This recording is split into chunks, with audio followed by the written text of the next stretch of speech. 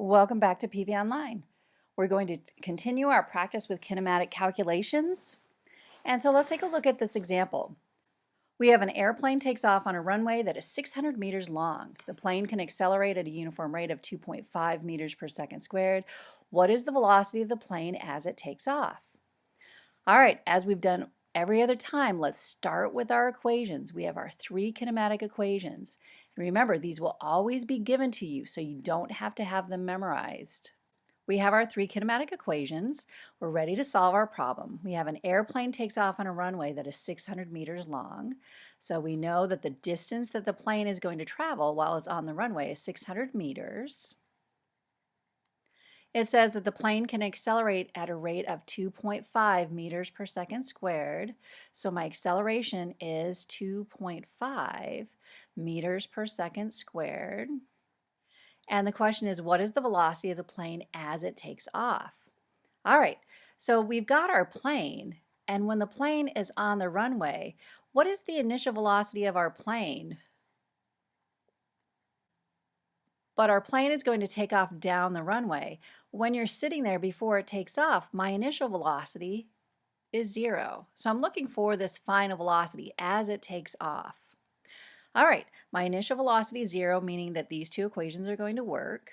I want to find out what is that final velocity, v final or v, just plain v. We want to find that out. So let's take a look at this. Let's go to our first equation. And our first equation, I'm looking for that, so that's good. This is 0. I've got the acceleration, but I don't have time. Since I have two things that I don't know, this equation's not going to work for me. Let's look at our second equation. All right, we've got the distance. 1/2 is simply a number. I've got the acceleration. I could solve for time, but that's not what we're asked for. We're asked for velocity, so I don't want to use this one. So let's look at our third and final. I'm looking for that velocity. I've got the acceleration, and I've got the distance. I'm going to use my third equation to solve for this distance. So I've got v squared equals 2 times the acceleration times d. So v squared then is going to equal 2. 2 is just a number.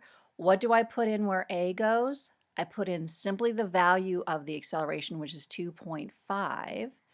The distance that it travels is the 600. All I need to do is multiply those three values. When I multiply those three values, that's going to give me 3,000. But that's going to give me what velocity squared is, and I just want the velocity. So the way we get rid of the squared is we take the square root. We take the square root, and when we do that, we get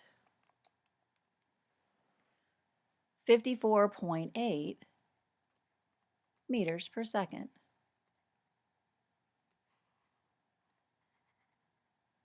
So do you see that when I'm doing the math, I'm not including the unit? But where does the unit end up? It always ends up with the answer because any measurement has both a number and a unit. All right, we have a cyclist initially at rest. That means my initial velocity is 0. It accelerates at a uniform rate of 0.5 meters per second squared. What letter are you going to give that 0.5 meters per second squared? The unit should be a hint, and so that tells us it's going to be the acceleration. So the acceleration of my bicycle is 0.5 meters per second squared, which means every second our bike is going to get faster and faster by 1/2 meter per second. We're going to reach a final speed of 18 meters per second. So that's my final speed is going to be 18 meters per second. And the question is, how far did she travel? So I want to know the distance that our bicyclist went. What is the distance? We have these three equations. This top one doesn't work. I don't have time. The second one doesn't work. I don't have time, and I'm not looking for it, which leaves us with our third kinematic equation, and I have v squared equals 2ad. All right, now we need to start plugging in numbers. What number am I going to substitute in where v goes? And I'm going to throw in the number 18. What number do I put in where A goes? I'm going to put in 0.5. I don't have a number for D because that's what I'm looking for, so I'm going to leave it as D. All right, let's take your calculator. This time I have to remember to square the 18. And when I square the 18, I get 324. Over on the right-hand side, I have to multiply the 2 times 0.5, which is going to give me 1 times D. I divide both sides by 1, and that tells me my cyclist is going to go a distance of 324 meters. All right, we'll see you next time.